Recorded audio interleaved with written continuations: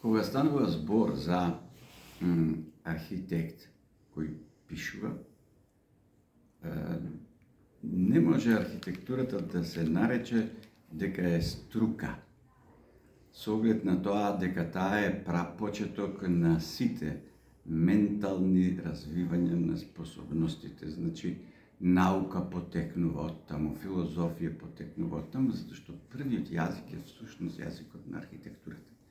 Потоа се случува писмо и така натаму и се друго и настануваат специализации. Значи, архитектурата има среќа што до ден денес не представува специализација, туку ово плотување на моментот во кој се живее. Значи, целиот дух на местото е представен преку еден објект или преку град, сеедно како. Според тоа, оваа книга фактички не е стручна, туку е представа на моментот во кој живее. Вообичаено, таква описна дефиниција се дава за историја, бидејќи историјата ни раскажува како било во минатото и така натаму. Меѓутоа, архитектурата е секогаш историја во настанување. Ако сакате да го читате минатото преку архитектура, доаѓате до фрапантно изненадување дека она што е напишано во службената историја не соодветствува на тоа што архитектонскиот јазик го запишал. И од тука редовни се конфликтите помеѓу историчарите и археолозите. Археологија е растурена архитектура. И оттаму артефактите често пати можат да го сменат наративот на историјата. И сега кога ме прашувате за насловот, вонбилансната евиденција, тоа е всушност историја.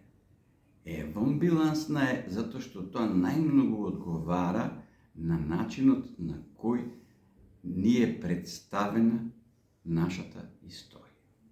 Значи, нашата историја личи, сега ќе ви цитирам што вели Катица Ќулавкова.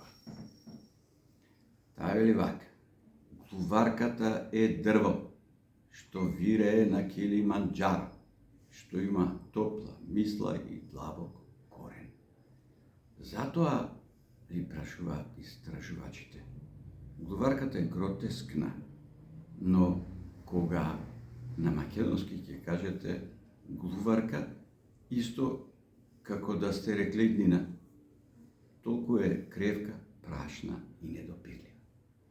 Затоа јас позаимив терминот книговодството, за да можам да ја представам вистината за македонското минато, прикажана преку пишан збор, содржан во книгата, преку изговорен збор, содржан во книгата, преку архитектура, содржана во книгата, преку поезија, внатре и преку археологија. Значи, има неколку јазици кои потврдуваат дека Македонија не е измислица, туку е огромна цивилизација. И тоа е намерата на оваа книга, и затоа јас ја шетам, не им викам на читателите да дојдат во книжара, туку јас одам за да оваа работа ја дообјаснам. Книгата е апокривна, од позиција на светската историографија. Но светската историографија овде не се преведува. Ние имаме проблем. Светската историографија ние ја превземаме од тоа што е наложена историја од која не смее да се избега. Затоа обрнувам внимание колку е важно да се даде поддршка на нашите историчари и да им се овозможи потребен и доволен диапазон на слобода, за да можат навистина да ја представат македонската историја во целиот свој сјај. Овде е направен таков обид. Конкретно, што потврдувате, а што демантирате? Вака. Прво, демантирам дека Македонија е измислица и дека е географија. Имам докази за тоа. Потоа, неколку неколку пати во книгата повторувам. Ако на некој народ му успеало од Божја промисла да не си го смени името од неолит до денес, а тој е распон преку 8000 години, во тој случај тоа треба да биде заштитено од УНЕСКО како културно наследство. И во оваа книга се сите тие податоци во кои прашањата што нам ни се наметнуваат. Например, има цел еден есеј посветен на тоа како е невозможно да дошле Словени. А потврда за тоа е да на крајот на 20. век Светската археолошка асоциација изјави: не постојат преселби во 6. век. Според тоа, клучната работа што треба да се свати од оваа книга е дека ние сме староседелци. Нити сме дојдени, нити некој ни дал писмо, нити некој ни кажал култура, се тоа е автохтон производ. Тој автохтон производ најлесно може да се забележи ако одите во Битолскиот музеј, таму има најбогата збирка од неолит и ќе видите кога општата историографија и археологија дојдоа да копат таму, тие беа зачудени од извонредноста на наодите и не знаеа каде да ја сместат. Отина викат овде е некој од увоз ни дал памет, па ние сме продолжиле така. Обратно е. Но дали за прв пат нешто објавувате?